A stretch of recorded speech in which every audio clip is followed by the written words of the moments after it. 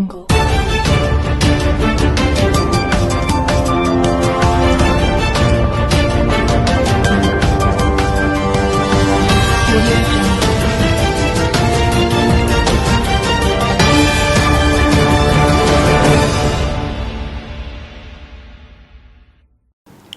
Welcome to YLR9 news bulletin. ముందుగా headlines చూద్దాం.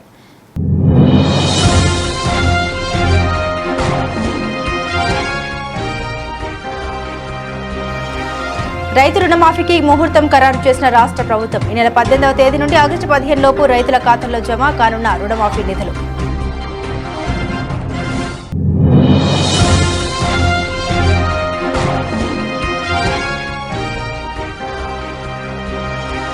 మొక్కలు నాటి పర్యావరణాన్ని పరిరక్షిద్దాం. ఎల్లారెడ్డి మండలం మాచపూర్ గ్రామంలో మొక్కలు నాటిన ఆర్డీఓ మన్ని ప్రభాకర్.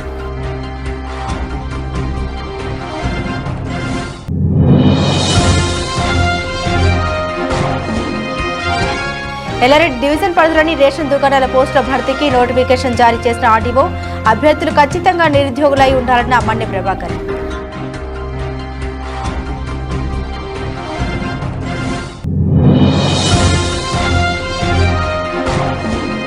నిజామాబాద్ జిల్లా కేంద్రంలో రైలు కింద పడి ఆత్మహత్య చేసుకున్న యువ జంట.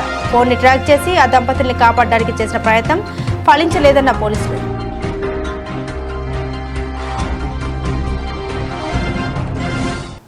ఇక వివరాల్లోకి వెళ్తే మొక్కలు నాటి పర్యావరణాన్ని పరిరక్షిద్దామని Yellareddy RDO special officer MPDO మన్ని ప్రభాకర్ అన్నారు. మంగళవారం ఎల్లారెడ్డి మండలం మాచపూర్ గ్రామంలో వన మహోత్సవ కార్యక్రమంలో భాగంగా మొక్కల్ని నాటారు. అనంతరం ఆయన మాట్లాడుతూ వన మహోత్సవంలో భాగంగా ప్రతి ఒక్కరు మొక్కలు నాటాలని పిలుపునిచ్చారు.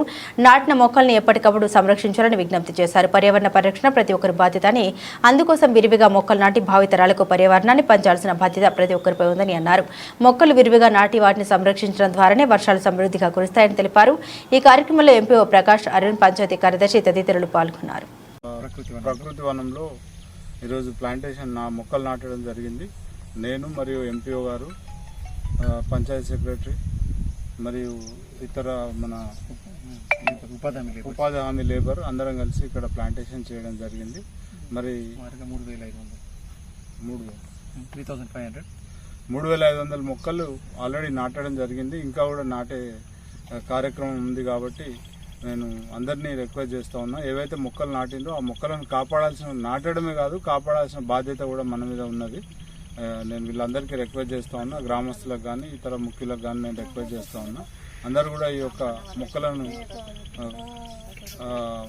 కాపాడాల్సిన బాధ్యత ఉన్నది. మరియు మరిన్ని మొక్కలు నాటాల్సిన అవసరం ఉన్నది. అందులో భాగంగా హోమ్ స్టేడ్ ప్లాంటేషన్ అని ప్రతి ఇంటికి 6 మొక్కలు ఇస్తున్నాము. వాటిని కూడా జాగ్రత్తగా ప్రతి పౌరుడు కంపల్సరీ వాళ్ళ ఇంటి ముందు కానీ వర్షాలు పడడానికి వాతావరణ సమతుల్యత కొరకు ఇవన్నీ చేయాల్సిన అవసరం ఉంది. కాబట్టి అందరూ తప్పకుండా చేయాలని మేము అందరినీ రిక్వెస్ట్ చేస్తా ఉన్నాం. Thank you. ఎల్లారెడ్డి డివిజన్ పరిధిలోని ఖాళీగా ఉన్న పలు రేషన్ డీలర్ల భర్తీకి నోటిఫికేషన్ మంగళవారం ఎల్లారెడ్డి ఆర్డీఓ మన్ని ప్రభాకర్ జారీ చేశారు.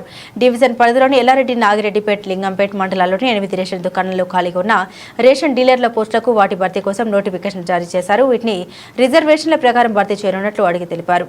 అభ్యర్థులు ఖచ్చితంగా నిరుద్యోగులై ఉండాలని, అభ్యర్థి వయసు 16 జూలై 2024 నాటికి 18 సంవత్సరాలు పైబడి 40 సంవత్సరాలు దాటకూడదని, 10వ తరగతి పాస్ అయి ఉండాలని, లేని ఎడల 8వ తరగతి అయినా కూడా తీసుకోబడనని, ఎస్సీ, ఎస్టీ, బీసీలకు చెందిన అభ్యర్థులు తమ కులమునకు ఎతగతకు చెందిన స్పష్టంగా వ్రాస్తూ వారి కులము ధృవీకరణ పత్రం దరఖాస్తు వెంట జతపరచాలని తెలిపారు.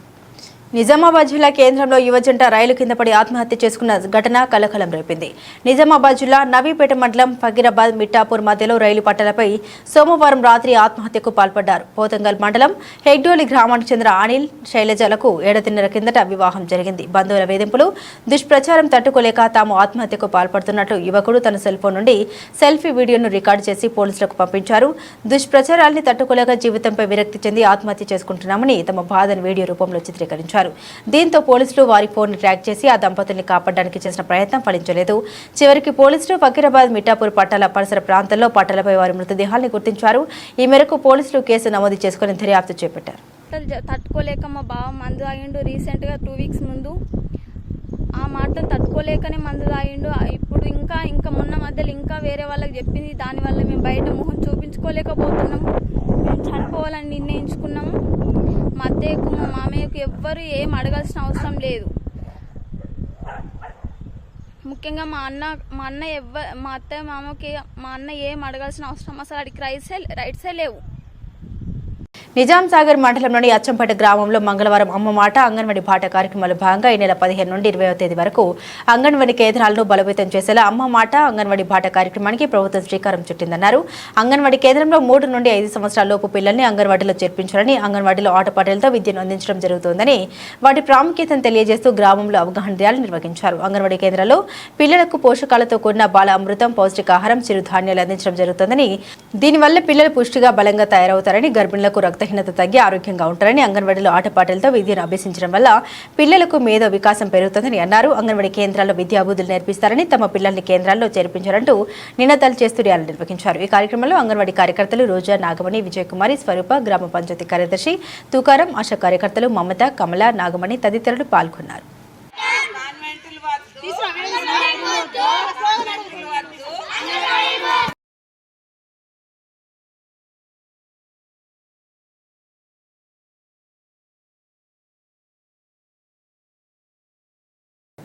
బాన్సువాడ నియోజకవర్గంలో ఏడుగు రవీందర్ రెడ్డి వర్గం కాంగ్రెస్ పార్టీ కార్యకర్తల సమావేశం నిర్వహించారు. పెద్ద ఎత్తున కార్యకర్తలు, నాయకులు సమావేశమై పోచారం శ్రీనివాసరెడ్డి విమర్శనాస్త్రాలు సంధించారు. సోమవారం జరిగిన కాంగ్రెస్ కార్యకర్తల ఆత్మీయ సమ్మేళనం అంటూ నిర్వహించిన సమావేశంలో కార్యకర్తల్ని దిశానిర్దేశం చేసే పని లేకుండా ఒక ఏనుగు రవీందర్ రెడ్డిని బయటికి ఎలా పంపాలి అని సమావేశం జరిపారని అన్నారు. ఈ సమావేశంలో కొత్తకొండ భాస్కర్ మాట్లాడుతూ కార్యకర్తల్ని ఎదగనీయకుండా తన కొడుకుల భవిష్యత్తును తీర్చిదిద్దడానికి ఎన్ని పార్టీలని మారతారని వారు ఆరోపించారు. నాన్ లోకల్ అభ్యర్థులంటే పోచారానికి భయమని ఆయన తెలిపారు. ప్రజలకి మంచి జరగాలని, లోకల్ నాన్ లోకల్ తో సంబంధం ఏముంది, మేము కలిసిపోయాం, మేము లోకల్ అని మీ నోటితో చెప్తున్నారు, కానీ విడిపోతే కదా కలిసిపోవడానికి. లోపాయకారి ఒప్పందంతో ఇన్ని రోజులు ఆస్తులు పెంచుకుంటూ కాలం గడిపారని ఇప్పుడు బయటకు వచ్చి బహిరంగంగా చెబుతున్నారని విమర్శించారు. పార్లమెంట్ ఎన్నికల్లో గాలి అనిల్ కుమార్ తరపున ప్రచారం చేసిన Bhaskar Reddy local non local అని అప్పుడు ఎందుకు మాట్లాడలేదని అన్నారు. నీకు శాసనసభ్యుడిగా ఎన్నికైన తర్వాత వేదికలు దొరకక, ప్రజల్లోకి వెళ్ళేటువంటి పరిస్థితులు లేక, కనీసం కానిస్టేబుల్ కూడా నాకు లెక్క చేయగలిగినటువంటి పరిస్థితికి వచ్చిన తర్వాత 5 పర్యాయాలు 6 పర్యాయాలు శాసనసభ్యుడిగా గెలిచిన తర్వాత కూడా నీకు ఈ పరిస్థితి వచ్చిందంటే ప్రజల్లో మనం పట్టు కోల్పోయాము, మనం ఎక్కడ కూడా ప్రజలు మనం లెక్క చేయట్లేదు పరిస్థితి వచ్చిన తర్వాత మీకు పరిస్థితి వచ్చిందని మాట్లాడుతాం. కాసుల బాలరాజు గారు 20 ఏళ్ల నుంచి కాంగ్రెస్ పార్టీలో పనిచేస్తున్నట్ట. పోచారం శ్రీనివాసరెడ్డి గారు ఆయన ఎదుర్కొంటున్నారు. కాసుల బాలరాజు గారు నిన్ను కాదని నీ ఇంట్లో నీతే గొడవపడి బయటకు వచ్చినటువంటి వ్యక్తి, 2 పర్యాయాలు నీకు అనుకూలంగా ఎన్నికల్లో పోటీ చేసి నీకు అనుకూలంగా పనిచేసినటువంటి వ్యక్తి, కాంగ్రెస్ పార్టీ కార్యకర్తల్ని, కాంగ్రెస్ పార్టీ నాయకత్వాన్ని, కాంగ్రెస్ పార్టీ బాన్సువాడ నియోజకవర్గాన్ని పనికిరాని పరిస్థితి తెచ్చినటువంటి వ్యక్తి. ఇవాళ మీరిద్దరు ఒకరినొకరు బాధ్య కొట్టుకుంటా మాట్లాడితే మేము వినాల్సినటువంటి పరిస్థితి కాంగ్రెస్ పార్టీకి వచ్చినందుకు మేము బాధపడుతున్నాం.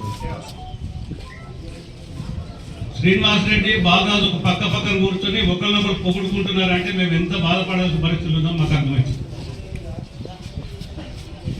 ఇవాళ మీరు రవీందర్ రెడ్డి గారి ఇన్ఛార్జ్ విషయంలో మీరు మాట్లాడుతున్నారు. మీకేం హక్కు ఉందని మాట్లాడుతున్నారని అడుగుతాం. మా అధినాయకురాలు సోనియా గాంధీ గారు రాజస్థాన్ నుంచి ఎంపీ, రాజ్యసభ సభ్యురాలు. మా నాయకుడు రాహుల్ గాంధీ గారు యూపీ, కేరళ, వైనాడు దగ్గర 2 చోట్ల నుంచి గెలిచినటువంటి ఎంపీ. కాంగ్రెస్ పార్టీలో స్థానికత అనేటువంటి పరిస్థితి ఉండదని స్పష్టంగా మీకు చెప్తా ఉన్నాం. మాది జాతీయ పార్టీ. ఎవరికి అభ్యర్థిత్వం పార్టీ ఎన్నిక చేసి ఇస్తుందో వాళ్ళే అక్కడ ఆ నిర్ణయాల ప్రకారం పనిచేయాల్సినటువంటి పరిస్థితి ఉంటుంది తప్ప శ్రీనివాసరెడ్డిలో, బాలరాజులో చెప్తే చేసేటువంటి పరిస్థితి ఉందని స్పష్టంగా మీకు గుర్తు చేస్తుంది. రేవంత్ రెడ్డి గారు మా ముఖ్యమంత్రి, మీ ముఖ్యమంత్రి కూడా కాదు, మా ముఖ్యమంత్రి. మేము కష్టపడితే ఎన్నికై ముఖ్యమంత్రి అయినటువంటి మాజీ స్థానం చెప్పినటువంటి వ్యక్తి రేవంత్ రెడ్డి గారు రాష్ట్రంలో ముఖ్యమంత్రి అయిన తర్వాత ఏ నియోజకవర్గంలో కూడా గెలిచిన శాసనసభ్యులు కాకుండా ఓడినా గెలిచినా ఎవరైతే కాంగ్రెస్ పార్టీ బీఫామ్ మీద గెలిచిందో వాళ్ళే ఆ నియోజకవర్గంలో ఇన్ఛార్జ్ అయినా శాసనసభ్యుడైనా వాళ్ళ నిర్ణయాల ప్రకారమే పనిచేయాల్సి ఉందని స్పష్టం చేసినటువంటి సందర్భాన్ని మనం చూస్తున్నాం. ఇంకొక విషయం, మీరు కాళ్ళు పట్టుకునో ఏళ్ళు పట్టుకునో బ్రతకలేని పరిస్థితుల్లో వచ్చి మా పంచ చేరుదామనంటే మా నాయకుడు రేవంత్ రెడ్డి గారు మిమ్మల్ని తీసుకున్న తర్వాత మేము రాష్ట్ర స్థాయి మంత్రులు రాష్ట్ర స్థాయి ముఖ్య నాయకుల దగ్గర కొంతమంది దగ్గరికి వెళ్ళినటువంటి సందర్భంలో 30-40 ఏళ్ళ మా ఆవేదన క్లియర్గా చెప్పిన సందర్భంగా వారు మాకు ఇచ్చినటువంటి హామీ మీకు ఎక్కడ నష్టం జరగకుండా శ్రీనివాసరెడ్డి అనే వ్యక్తి వల్ల మీకు నష్టం జరగకుండా మీకు కాపాడుతామన్నటువంటి స్పష్టమైన నిర్ణయం మాకు ఇచ్చినటువంటి సందర్భాన్ని మేము క్లియర్గా చెప్తున్నాం. ఇంకొక విషయం క్లియర్గా చెప్తున్నాం. పెద్దలు జీవన్ రెడ్డి గారు దశాబ్దాల తరబడి కాంగ్రెస్ పార్టీలో పనిచేసి స్థానిక శాసనసభ్యుడిని తీసుకునేటువంటి సందర్భంలో ఆయన పెద్ద ఎత్తున కాన్స్టిట్యూన్సీలో కూడా ఆందోళన జరిగితే దానికి ఏఐసిసి నాయకత్వం అదే రేవంత్ రెడ్డి గారితో స్పష్టంగా చెప్పించింది. బయట పార్టీలకు తీసుకునే ఏ వ్యక్తికి కూడా మంత్రి పదవులు ఇచ్చేది లేదు, కాంగ్రెస్ పార్టీ బీఫామ్ మీద గెలిచిన వ్యక్తులకి మంత్రి పదవులు ఇస్తుంది. మీకు ఈ విషయంతోనైనా మీకు అర్థమవుతుందా? 6 పర్యాలు 7 పర్యాలు గెలిచినా కనీసం ఇన్నేళ్ల అనుభవంలో కూడా మీకు అర్థం కాని పరిస్థితి మేము మూర్ఖంగా మాట్లాడగలుగుతాం.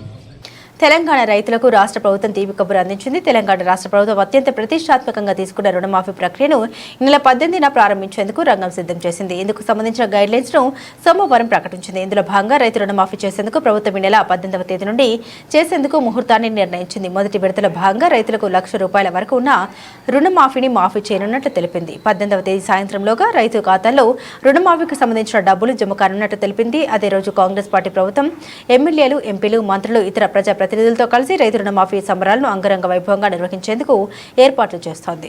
రుణమాఫీకి సంబంధించిన స్పష్టమైన ఆదేశాలు రాష్ట్ర ప్రభుత్వం బ్యాంకర్లకు జారీ చేసింది. రుణమాఫీ కోసం ప్రభుత్వం విడుదల చేసిన నిధులను ఇతర ఖాతాల్లో జమ చేసుకుంటే బ్యాంకర్లపైన కఠిన చర్యలు తీసుకుంటామని హెచ్చరించింది.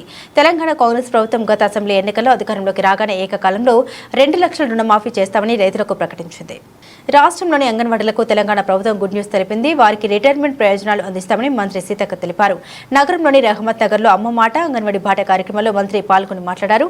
అంగన్వాడీ టీచర్కు 2 లక్షలు, హెల్పర్కు ₹1,00,000 చొప్పున రిటైర్మెంట్ బెనిఫిట్ అందజేస్తామని ఆమె వెల్లడించారు. దీనిపై 2-3 రోజుల్లో జీవో జారీ చేస్తామని తెలిపారు. కామారెడ్డి జిల్లా కేంద్రంలోని కల్కి నగర్లో గల శ్రీ కల్కి భగవాన్ ఆలయంలో ఈ రోజు మంగళవారం సందర్భంగా అన్నదాన కార్యక్రమం నిర్వహించడం జరిగింది. నేటి అన్నదాతలుగా కామారెడ్డి పట్టణ కేంద్రానికి చెందిన కొమ్మిరిశెట్టి పావన దిగంబర్ అన్నదానానికి ముందుకు రావడం జరిగింది. అన్నదాతలకు సన్మాన కార్యక్రమం నిర్వహించడం జరిగింది. ఈ శ్రీ అమ్మ భగవాన్ల సూచన మేరకు ప్రతి మంగళవారం అన్నదాన కార్యక్రమం నిర్వహించడం జరుగుతుందని, ఈ కార్యక్రమానికి దాతలు ముందుకు రావాలని అన్నారు. పుట్టినరోజు, పెళ్లి రోజుల సందర్భంగా అన్నదానం చేయాలనుకున్న వారు ఎర్రం చంద్రశేఖర్ 9849601438 నంబర్కి సంప్రదించాలన్నారు.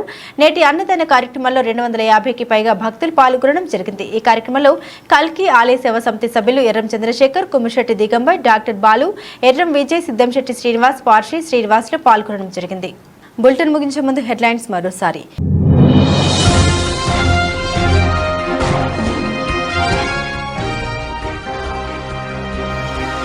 రైతు రుణమాఫీకి ముహూర్తం ఖరారు చేసిన రాష్ట్ర ప్రభుత్వం. ఈ నెల 18వ తేదీ నుండి ఆగస్టు 15 లోపు రైతుల ఖాతాల్లో జమ కానున్న రుణమాఫీ నిధులు.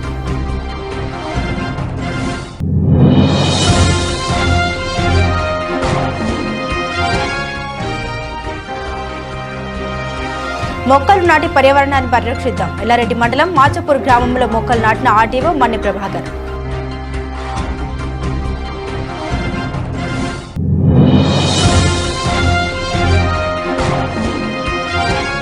ఎల్లారెడ్డి డివిజన్ పరిధిలోని రేషన్ దుకాణాల పోస్టుల భర్తీకి నోటిఫికేషన్ జారీ చేసిన ఆర్డీఓ, అభ్యర్థులు ఖచ్చితంగా నిరుద్యోగులై ఉండాలన్న మన్ని ప్రభాకర్.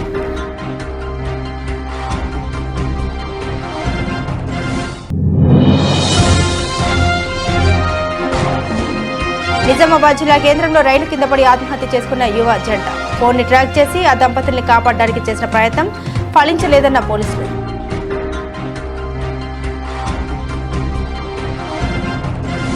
ఇవి బులెటిన్ అప్డేట్స్. మరిన్ని అప్డేట్స్ కోసం చూస్తూనే ఉండండి YLR 9 న్యూస్.